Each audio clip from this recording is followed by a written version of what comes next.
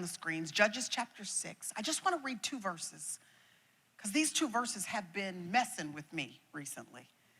These two verses, we find God showing up and meeting with one person. Do you know that I believe the reason why you're in this room tonight is because he intended to meet, you're the one person, in other words, that he came to just meet with you, that if he can shift your perspective of who you are, if he can make you start lining up your thinking, your perspective, and your behavior to match up with who he has called you to be, it's gonna change the course of your whole life.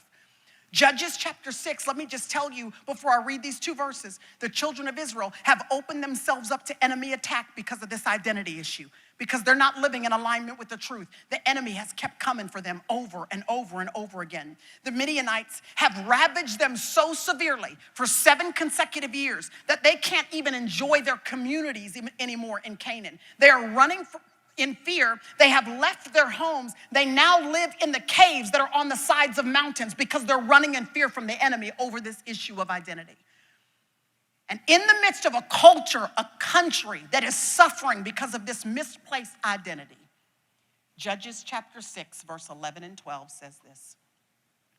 Then the angel of the Lord came, and he sat down under an oak tree that was in Ophrah, which belonged to Joash the Abiezrite, as his son Gideon. Somebody say Gideon.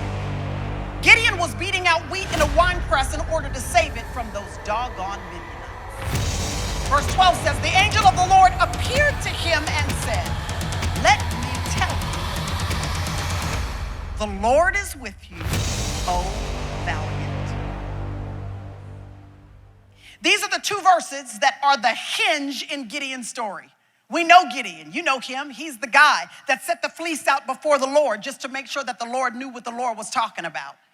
You remember Gideon? Because he's the one that went into battle with 300 soldiers as the underdog and won a victory against 140,000 Midianite enemies. He is the guy where we know the highlights of his story, but oftentimes we jump over these two verses. And these two verses are the hinge that shift everything.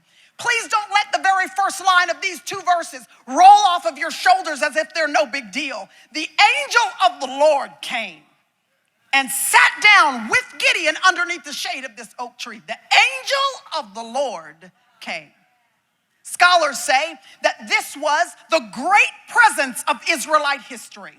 In the original Hebrew language, this is translated from Melech Yahweh is the phrase. The Melech Yahweh, Yahweh you recognize.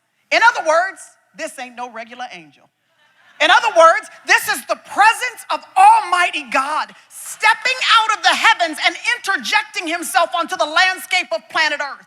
This is God himself determining that the situation is so dire, that the situation is so deeply in need of his presence, that there is one individual that is important enough and significant enough to change the trajectory not only of their lives, but the lives of everybody who is around them, that I'm gonna come out of the heavens and take care of this myself. The angel of the Lord came to meet with one person who needed a shift in their identity. I can't get over the fact that God keeps coming for me like that.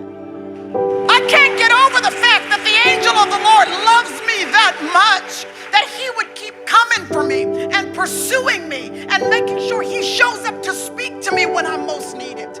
I want you to know that you are never lost in the crowd, that no matter how big this gathering becomes, no matter how big the church ever gets, you need to know that you are never lost to the sight of God, that your friend might not notice and your spouse might not notice, your employer might not know, your coworker might not be aware of what's happening around you, but you need to know the angel of the Lord has got his eyes on you.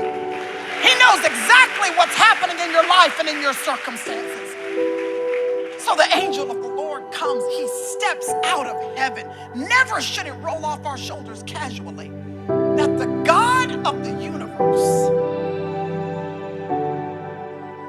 I'm talking about the God who held the sun up in its place all day long, make sure that it did not move. He is the one that made sure that the earth spun on its axis at just the right speed today, that you and I could sustain life here. And he's the one that made sure it rotated at just the right pace to make sure that at the right moment, the sunlight was swapped for the light of the moon on us today. He is the one that is going to hang every single star in its place tonight. He will not only know their number, he will know them all by name. He is the one that is controlling the throes of the universe. I'm talking about the galaxies of the universe that the scientists have not even yet discovered. Our great God is controlling the throes of the universe, and even while he's taking care of all of that, he has stepped in this room tonight to come up in here and see about you.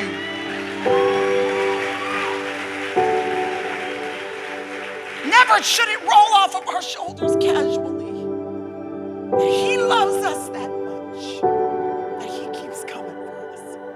Did you know that that's the story of the whole Bible? Did you know that in every single book of the Bible, that's the story that he's trying to get across to you? He's trying to show you how in Genesis he came for you, and then in Exodus he came for you, and in Leviticus he came for you. In Numbers and Deuteronomy, Joshua and Judges, he keeps trying to figure out ways to come and to get you until the Old Testament closes, and for 400 years it's silent, and it seems like there is no hope. It seems like the enemy has won, and he will not come until the New Testament opens, and Matthew says that God himself put on skin.